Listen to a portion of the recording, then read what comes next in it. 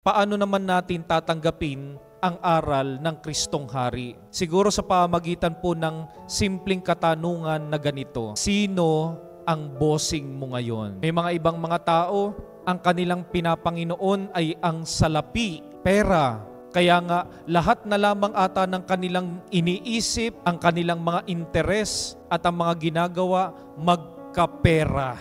Kasi nga, ang kanilang bossing, ang kanilang Panginoon ay pera. Maraming mga bata ngayon, ang Panginoon nila maging tanyag o kaya naman ay kapangyarihan.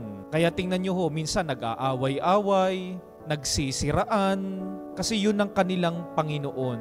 Pera, katanyagan, kapangyarihan. Mga simpleng mga bagay, pero ito yung minsan na naglalayo sa atin, sa ating Panginoon. Salamat po dahil sa kabila ng napakaraming mga Panginoon, sa kabila ng maraming mga activities, minabuti natin na tayo ay makasimba. Sa mundong ating kinagagalawan, na tila baga marami ang Panginoon, sana sa ating buhay pananampalataya, wala tayong ibang sasambahin, wala tayong ibang paglalaanan ng ating buhay, walang iba kundi ang ating Panginoong Jesucristo na Hari ng langit at lupa.